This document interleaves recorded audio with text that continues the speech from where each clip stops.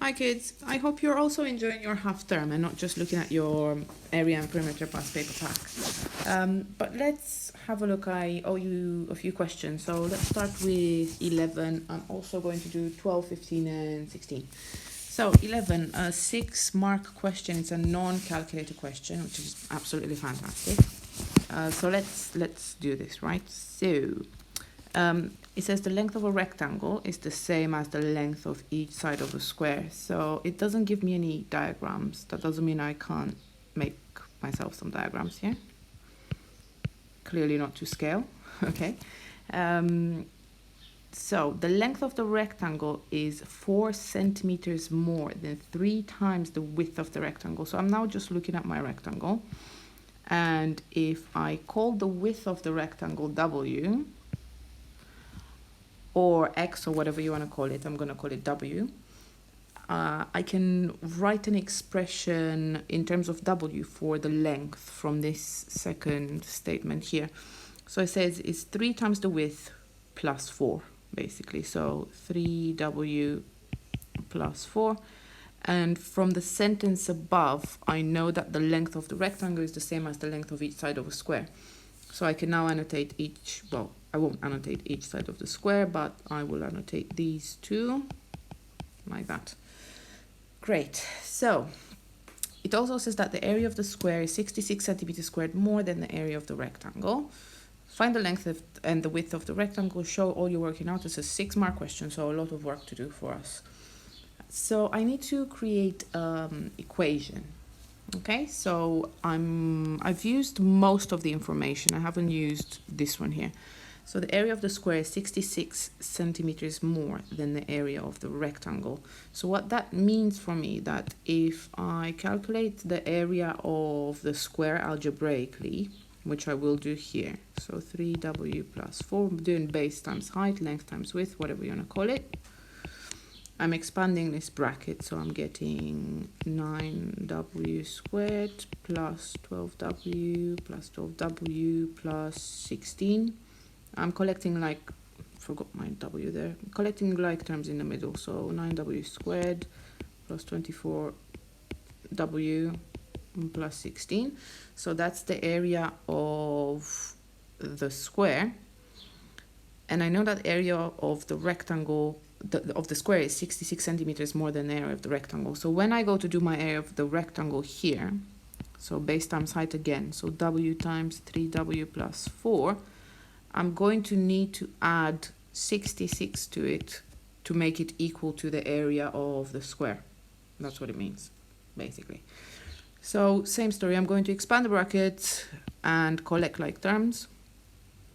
So I've got 3W squared plus 4W plus 66. And there you go.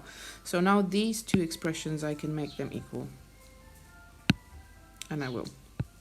In a second, I can make them equal here, like that. Great. So it's a quadratic. And we know to solve a quadratic, we have to take all the terms to one side, make it equal to 0. So I'm going to do that. I'm going to take these ones across the equal sign, or whatever you want to do to them. Do the same thing to both sides. For me, I'm going to take away 3W squared. I'm going to take away 4W. And I'm going to take away 66, like that. If I do that, it's going to become equal to 0. So I'm going to write it here.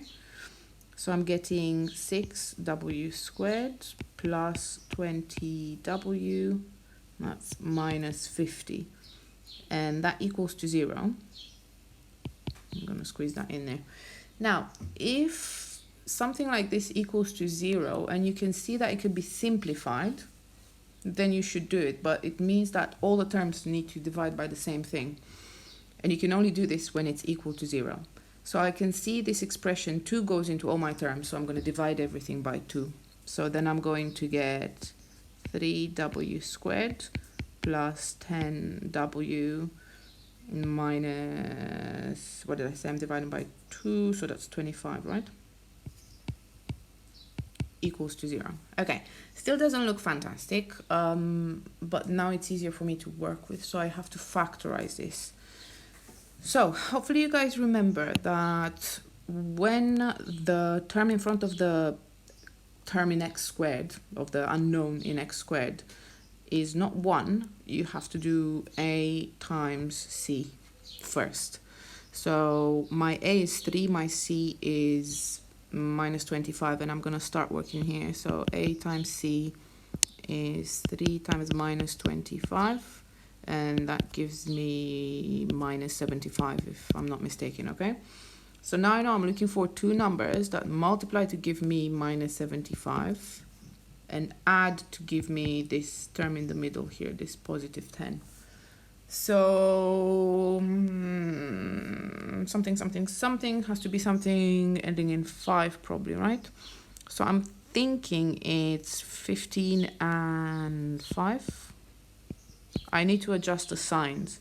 So I know I need to get a positive in the middle. So this means the 15 is going to be a plus, the 5 is going to be a minus there.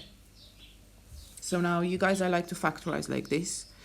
So I take the 3 from here and I put it into brackets, 3w.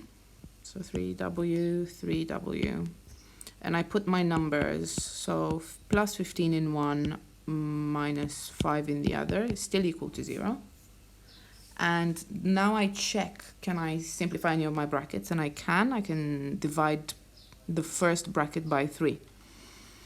So I do that, and I'm getting w plus 5. The second bracket stays the same, 3w minus 5 equals to 0.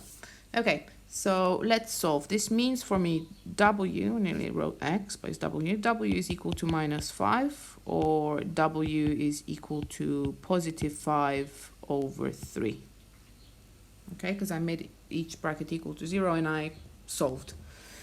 So this means my width is 5 over 3, or any equivalent you want to give them. You can also say it's 1 and 2/5 or whatever it is you want to say. So the width is 5 over 3. Now let's work out the length of this rectangle. So to work out the length, I have to do 3 times the width, add 4. Okay, so yes, I can see that they simplify here. I can cross simplify, multiplying and dividing, and then dividing by the same number gives you the number you started with. So that's basically like saying 5 plus 4, which is 9. So length is 9 and width is 5 over 3. And there you go. You've just done a 6-mark question. I'll see you for question 12. Bye.